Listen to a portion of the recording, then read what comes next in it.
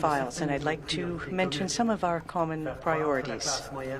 Growing the middle class, strengthening the economy, making life more affordable for people, fighting climate change, and protecting the environment, protecting our citizens and our values. In this serious time, with all the challenges we face, we're doubling down on our partnership and on our friendship.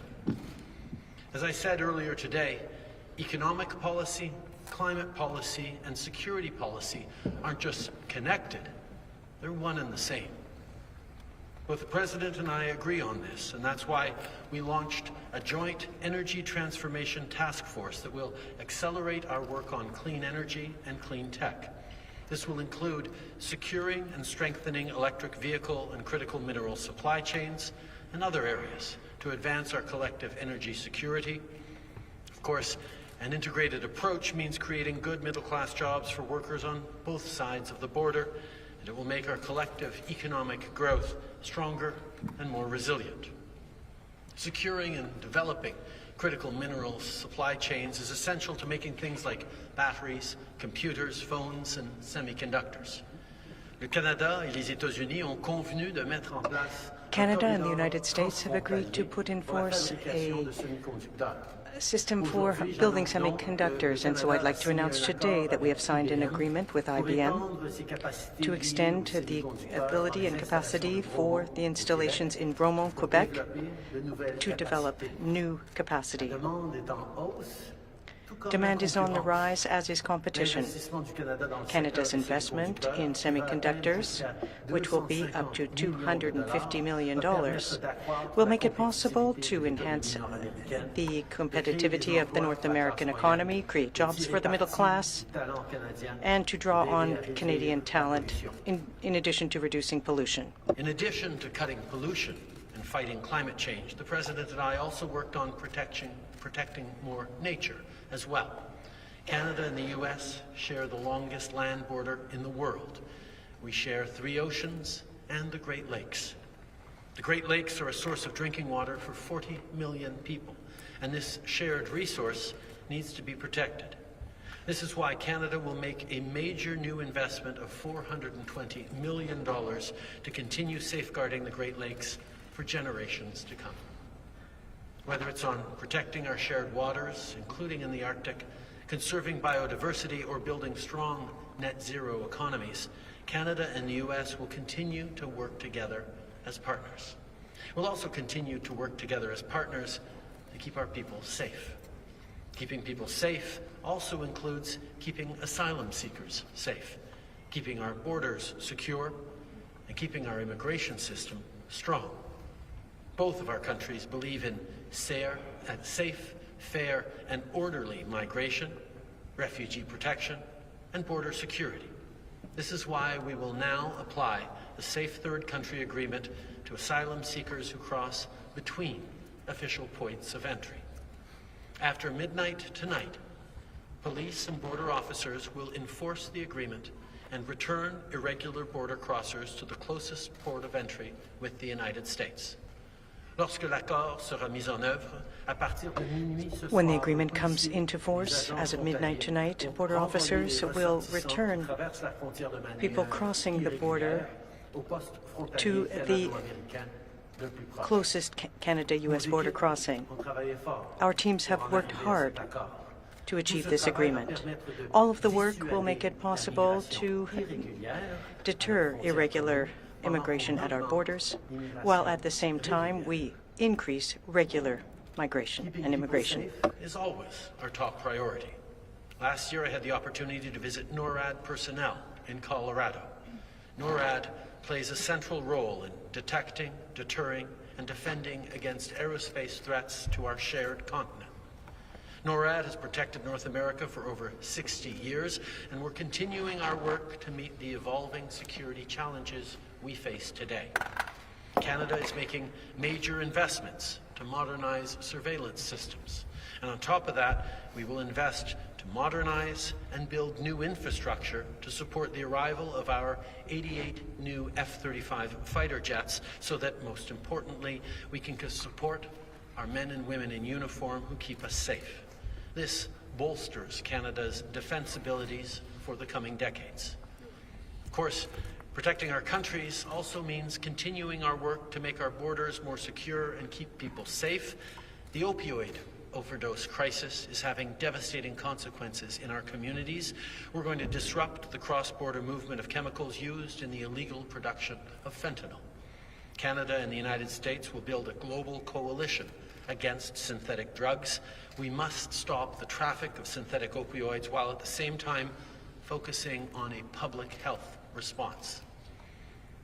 If we want to keep Canadians and Americans safe at home, we have to continue defending our values around the world. Values like democracy, the rule of law, and respect for the international rules-based order. Today, we reaffirmed our steadfast support for the Ukrainian people as they defend themselves against Putin's brutal, barbaric invasion. We also talked about other parts of the world that are experiencing difficulties, like Haiti. As I said, Canada will keep Haiti in the heart of the solution for resolving this crisis. Today, I'm announcing that Canada will invest an additional $100 million to provide better police support to the National Police Force in Haiti. We will also impose additional sanctions on 2 other members of the Haitian elite who are benefiting from insecurity and violence. We are determined to increase international support for Haiti, including through humanitarian assistance. President Biden and I had very productive meetings. As I said a little earlier, our economic measures are also climate measures, security measures. The President recognizes the importance of acting on all of these fronts.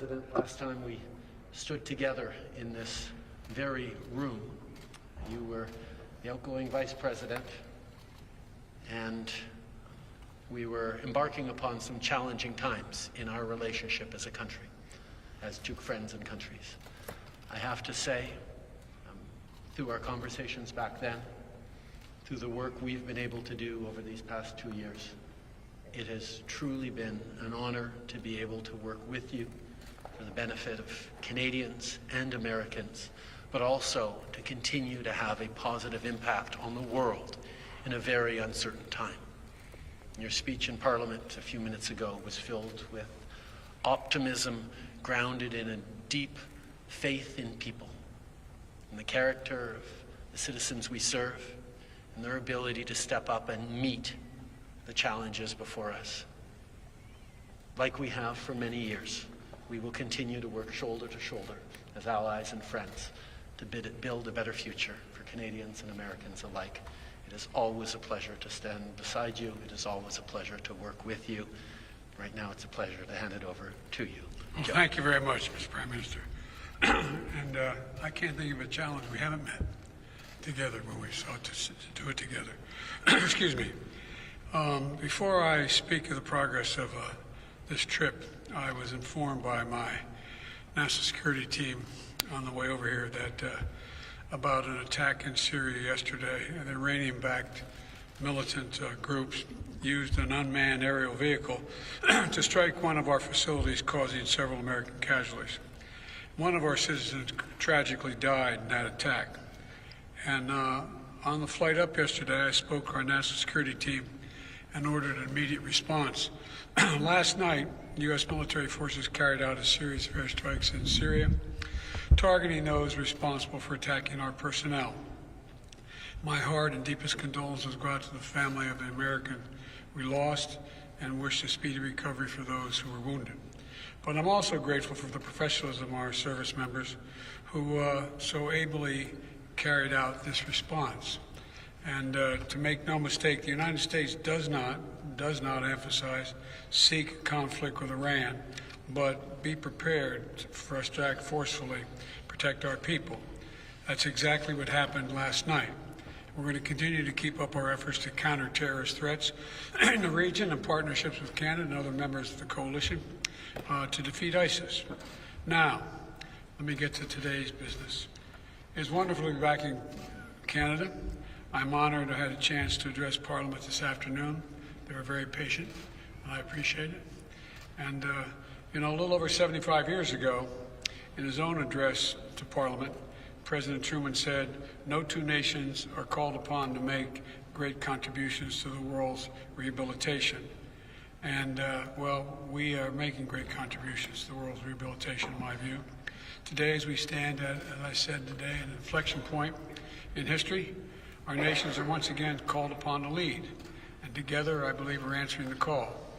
First, we've unleashed an economic potential of our people and our partnership that generates more than $2.5 billion in trade every single day.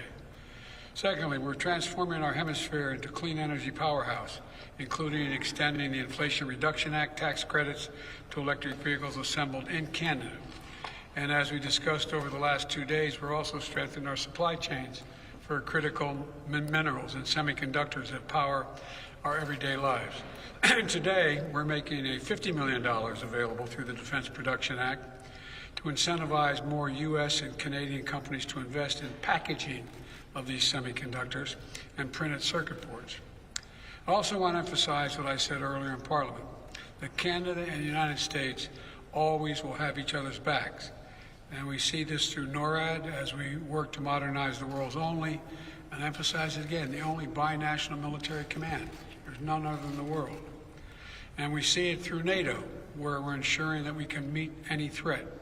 And over the last year, we've seen it through our strong and unified support for the brave people of Ukraine, to which the Prime Minister spoke so masterfully today in Parliament, and stepping up to provide critical humanitarian aid as well as security assistance, and for Canada's embrace of Ukrainian refugees.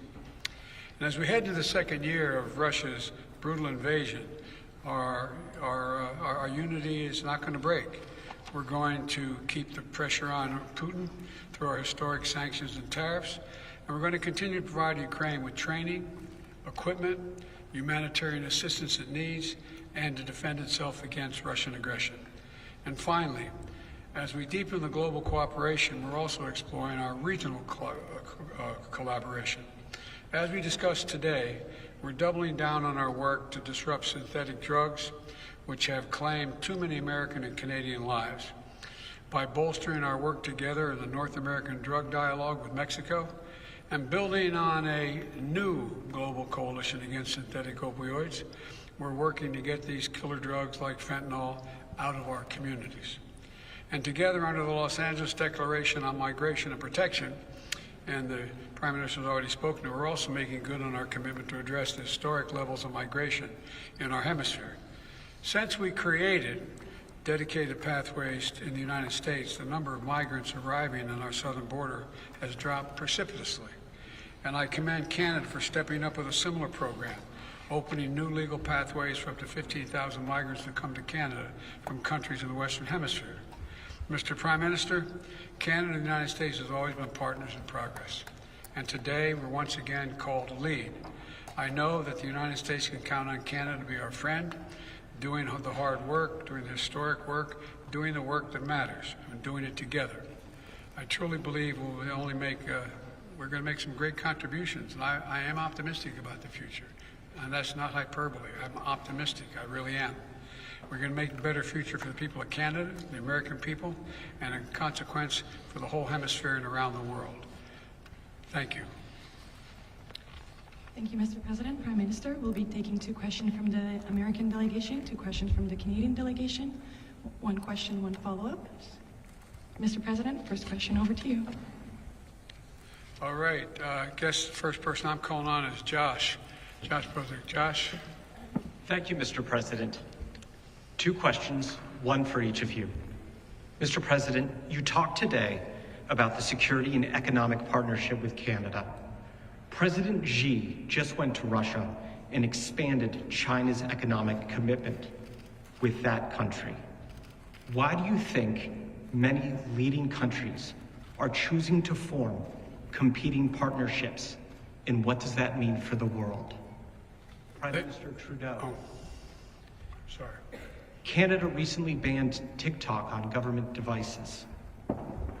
Knowing what you know, are you comfortable with the idea of your children or family members using TikTok? Thank you. I respond to the question first. Well, first of all, look, in 10 years, Russia and China have had 40 meetings. 40 meetings. And I disagree with the basic premise of your question. We have significantly expanded our alliances. I haven't seen that happen with China and or Russia or anybody else in the world. We're in a situation in the United States where NATO is stronger. We're all together. The G7, the Quad, the ASEAN, Japan and Korea. I have, my staff pointed out to me, I have now met with 80% of the world leaders just since I've been president. We're the ones expanding the alliances. The opposition's not. Name for me where that's going. And tell me what I don't mean to literally that, but rhetorically. Tell me how, in fact, you see a circumstance where China has made some significant commitment to Russia. And what commitment can they make? Economically. Economically. Their trade has increased, sir. Pardon me? Their trade has increased, sir. Yeah, their trade has increased compared to what? Look, I don't take China lightly. I don't take Russia lightly. But I think we vastly exaggerate. I've been hearing now for the past 3 months about China is going to provide significant weapons to Russia, and they're going to. Well, I've been talking about that. They haven't yet. Doesn't mean they won't, but they haven't yet. And if anything's happened, the West has coalesced significantly more. How about the Quad? How about Japan and the United States and South Korea? How about what we've done in terms of AUKUS? How about so I just want to put it in perspective. I don't take it lightly what China, and Russia are doing. And it could get significantly worse. But let's put it in perspective. We are uniting coalitions. We, the United States and Canada. On TikTok, we made a similar decision to the American government and others when we said that we do not feel that the security profile is safe for government-issued phones. There are concerns around privacy and security, and that is why we have banned TikTok from government-issued phones. But your question, Josh, was about what I do as a parent of teenagers and my kids on social media. And on that, I am obviously concerned with their privacy and their security, which is why I'm glad that on their phones that happen to be issued by the government, they no longer access TikTok. That was a big frustration for them. Really? This applies to us too, Dad? Yes, I just did that. But I think as parents, we are understanding, particularly of teenagers, just how much of our kids' lives are lived online and how much they are impacted not just by influence the way their friends are and peer pressure that all of us went through as teenagers, but a degree of misinformation, disinformation, and malicious activity that is allowed for by incredible advances in technology that we are benefiting from in so many different ways. As governments, we have to make sure we're doing what we can to keep people safe in the public square, making sure we're pushing back against hate speech and incitations to violence online, and we're carefully calibrating legislation to do that. As a parent, I spend a lot of time talking to my kids about what's online and how they should try and go outside and play a little more sports and not get so wrapped up in their phones. And we're going to continue to do that. Our concerns around TikTok are around security and access to information that the Chinese government could have to government phones. It's just a personal side benefit that my kids can't use TikTok anymore that I recommend everyone to use my encouragement to try and do. Merci. On va prendre maintenant la question canadienne. Christian Noël de Radio-Canada. We'll now go to a Canadian question. Christian Noël. Bonjour, Monsieur Trudeau, bonjour. Good afternoon, Mr. President. Good afternoon, Mr. Prime Minister. I'd like to ask a question about Roxham Road. The agreement has been ready for a year. Why did you wait so long? And for the 15,000 migrants that Canada will welcome, why so few? What have we offered to the U.S. in exchange? Thank you, Christian. We've known for a long time, theoretically, what modernization needed to be made to the Roxham Road, to the agreement. We couldn't simply shut down Roxham Road and hope that everything would resolve itself, because we would have had problems. The border is very long. People would have looked for other places to cross. And so that's why we chose to modernize the Safe Third Country Agreement, so that someone who attempts to cross between official crossings will be subject to the principle, the same principle as someone who should seek asylum in the first safe country they arrive at. Now, for people who are coming from the U.S., that is where they should be asylum seekers. Using this means of uniformly applying the agreement, which we knew theoretically would be the solution, but it takes complex processes to manage the border. It took months before we could move forward with the announcement. But by doing so, we protected the integrity of the system, and we're also continuing to live up to our obligations with respect to asylum seekers. At the same time, we continue to be open to regular migrants, and we will increase the number of asylum seekers who we accept from the hemisphere, the Western Hemisphere, in order to compensate for closing these irregular crossings. Thank you. Mr. President, this question is for you, but Monsieur Trudeau, sentez-vous bien libre de répondre aussi. Please feel free, Mr. Trudeau, to answer as well. Monsieur le Président, êtes-vous déçu que le Canada Are you disappointed that Canada is not part or hasn't taken a bigger role in the multilateral forces in Haiti? And what would you like Canada to do more in addition to the $100 million announced today? Well, no, I'm not disappointed. Look, this is a very, very difficult circumstance. The idea of how do we deal with what's going on in Haiti, where gangs have essentially taken the place of the government, in effect.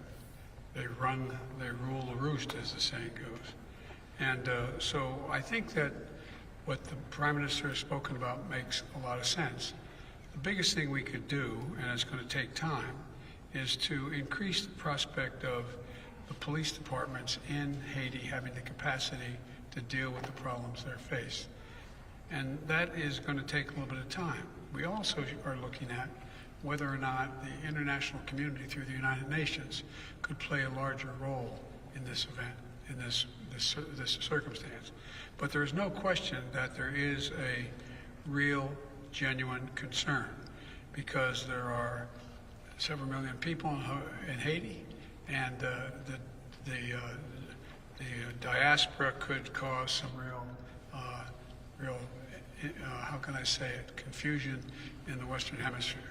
And so, but I think that what the Prime Minister is suggesting, and we are as well going to be contributing, to see if we can both increase the efficiency and capacity of the training and the methods used by the police department, as well as seeing if we can engage other people in the hemisphere, which we've been talking to, and they're prepared to do some.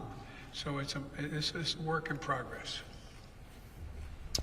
Depuis 30 ans, For 30 years, Western countries have been involved in Haiti to try to stabilize the country, to try to help the Pearl of the Antilles, and the situation is atrocious. It's affecting the security of the people of Haiti. We must take action, and we must keep the Haitian people in the approach that we build for security And that's why the approach that we are working on with the U.S. involves strengthening the capacity of the Haitian National Police, bringing more peace and security and stability. This won't happen tomorrow. It will, of course, be a long process, but we will be there to support the capacity of the police in Haiti, the national police. At the same time, part of the insecurity and instability in Haiti is because of the Haitian elite, who have for too long benefited from the misery of the Haitian people.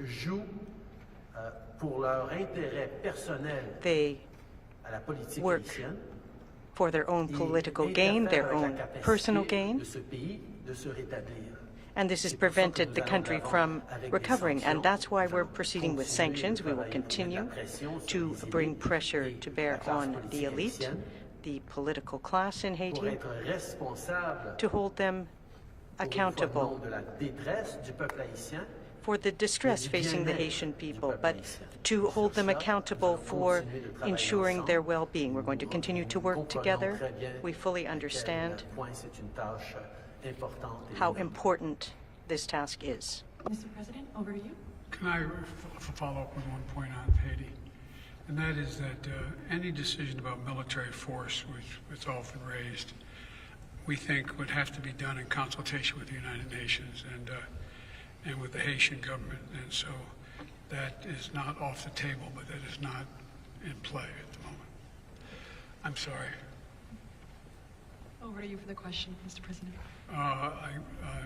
Jordan, you have a question? Thank you, Mr. President.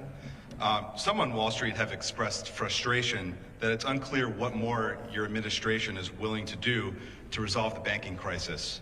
The markets have remained in turmoil. So how confident are you that the problem is contained? And if it spreads, what measures, such as guaranteeing more deposits, are you willing or not willing to take? First of all, have you ever known Wall Street not in consternation? Number one. Look, I think we've done a pretty damn good job. People's savings are secure, and even those beyond the $250,000, the FDIC is guaranteed them that the American taxpayer is not going to have to pay a penny. The banks are in pretty good shape. What's going on in Europe isn't a direct consequence of what's happening in the United States. And what we would do is, if we find that there's more instability than appears, we'd be in a position to have the FDIC use the power it has to guarantee those loans above 250 like they did already. And so I think it's going to take a little while for things to just calm down. But I don't see anything that's on the horizon that's about to explode. But I do understand there's an unease about this. And these mid-sized banks have to be able to survive. And I think they'll be able to do that. And Mr. Prime Minister, the U.S. has included Canada in electric vehicle subsidies, as you've discussed, that were included in the Inflation Reduction Act. But the IRA also raises some competitiveness concerns and challenges for Canada. President Biden supports Buy American provisions very strongly, and that has historically led to some trade tensions. So are you planning to announce anything in your budget to keep up, so to speak, and are you asking the U.S. government for exceptions to the Buy American provisions in other areas? First of all, there's nothing new about Canada having to make sure that we remain competitive with the United States as a place for investment. That's something that we have long known as a friendly competition between us that has led to tremendous growth and benefits in both of our countries.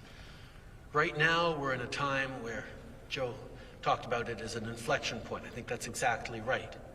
We can feel the global economy shifting in very real ways towards lower carbon emission technologies, cleaner tech, great jobs in the natural resource and manufacturing industries that are going to be increased on our continent after years of outsourcing and offshoring.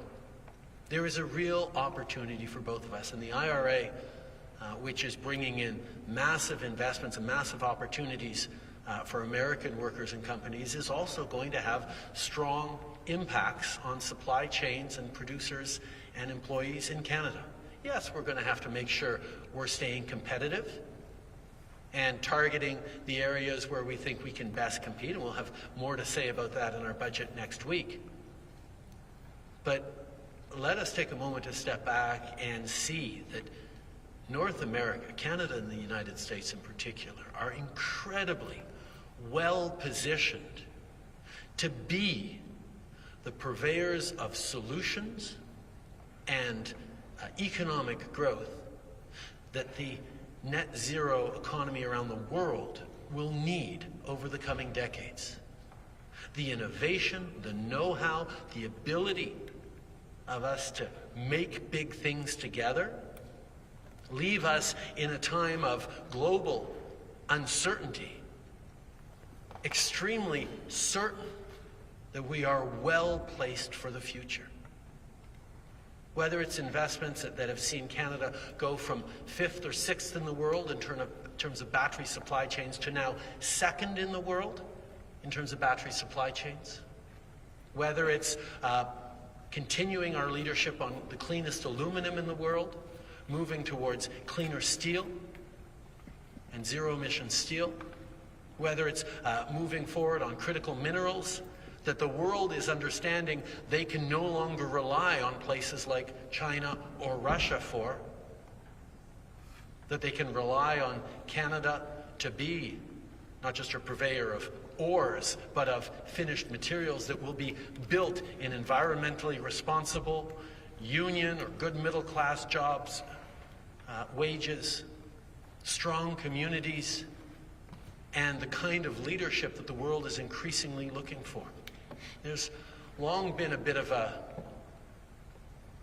weakness, I think, to our argument that we've made over the past decades as Western democracies that says that our model is the best one, it leads to the most prosperity, but so much of our model, we sort of turned our back to the fact that it relied on cheap imports of goods or resources from parts of the world that didn't share our values and weren't responsible on the environment or on human rights or on labor standards. And what we're doing right now is showing that we can and will build resilient supply chains between us and with friends around the world that adhere every step of the way to the values that we live by, that make sure that there are good jobs for workers in communities, urban and rural, right across our continent. There are good careers for kids long into the future, not in spite of a changing world, but because of that changing world, and how well we are positioned to see the future and meet the future. That's why it's so exciting to be able to work alongside Joe in these challenging times, where we know we are better positioned than just about anyone else, and those friends of ours who share our values and our democracies around the world will benefit from the strength and the relations they have with us, and those who choose to continue to turn their backs on the environment, on human rights, on the values of freedom and dignity for all, will increasingly not be able to benefit from the growth that our societies, that our communities are creating every single day. And by the way, we each have with the other needs. We each have with other needs. The idea that somehow Canada is somehow put at a disadvantage because we're going to probably be investing billions of dollars in their ability to package what is coming out of the semiconductor area. I don't get it. How's that in any way do anything other than hire and bring billions of dollars into Canada? I also don't understand how, when we talk about it, we greatly need Canada in terms of the minerals that are needed. Well, you guys, we don't have the minerals to mine. You can mine them. You don't want to produce, turn them into product. We do. I mean, I'm a little confused, at least thus far, on why this is a disadvantage for Canada and the United States. I think we each have what the other needs. And let me conclude by saying, you know,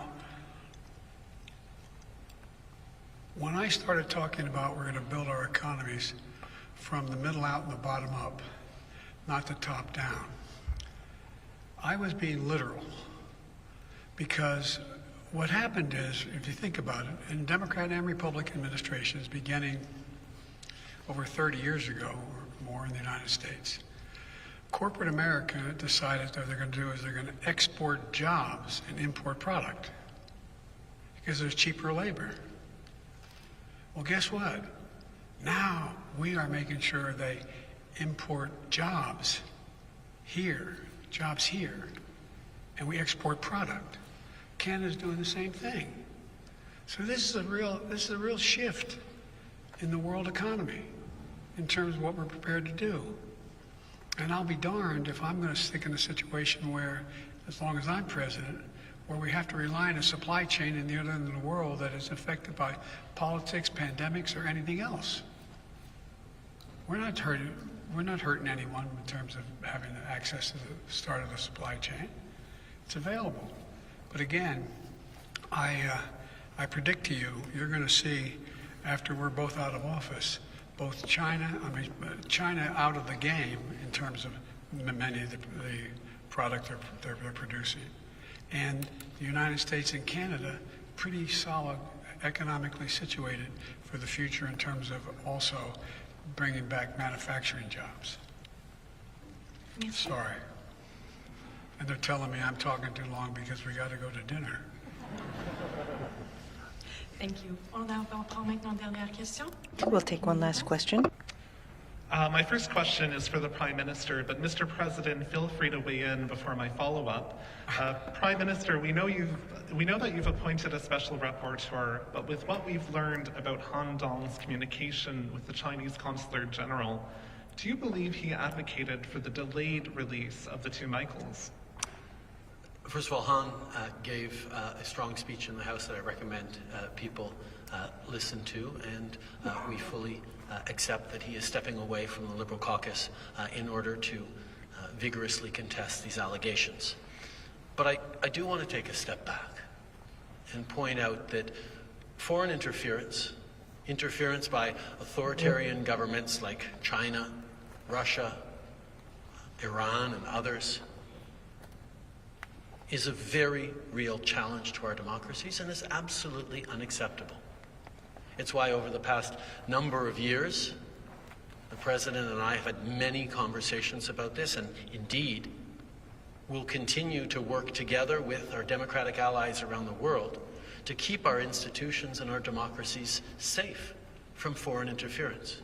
In 2018, when Canada hosted the G7 in Charlevoix, we actually created the G7 Rapid Response Mechanism to protect our democracies in cases of interference.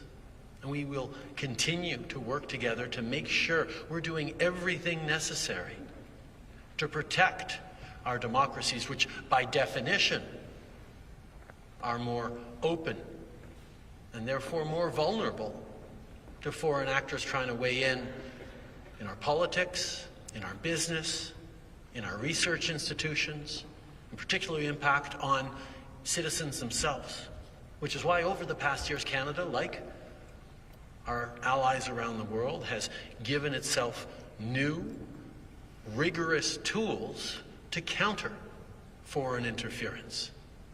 And with the work that our expert rapporteur will do, with the work that our National Security Committee of Parliamentarians will be doing, and other institutions, we will continue to do everything necessary to keep Canadians safe.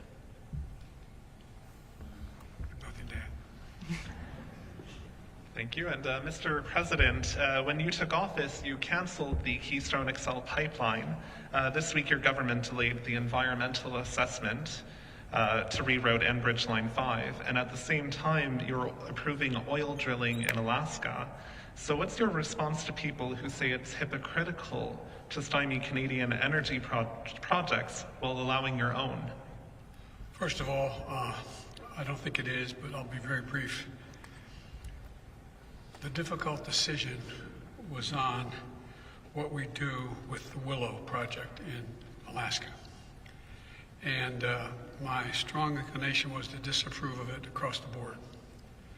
But the advice I got from counsel was that if that were the case, I may very well lose in court and lose that case in court to the oil company, and then not be able to do what I really want to do beyond that, and that is conserve significant amounts of Alaskan sea and land forever. I was able to see to it that we literally able to conserve millions of acres, not a few, millions of acres of sea and land forever, so it cannot be used in the future. I am banking on, we'll find out, that the oil company is going to say that's not going to be challenged, and they're going to go with 3 sites, and the energy that's going to be produced there, estimated, would account to 1% of the total production of oil in the world. And so I thought it was the better gamble and a hell of a trade-off to have the Arctic Ocean, the Bering Sea, and so many other places off limits forever now. I think we put more land in conservation than any administration since Teddy Roosevelt. I'm not positive of that, but I think that's true. So why are you delaying Enbridge then? Thank you all. This is what concludes today's press conference. C'est ce qui met fin à la conférence de presse d'aujourd'hui. Thank you.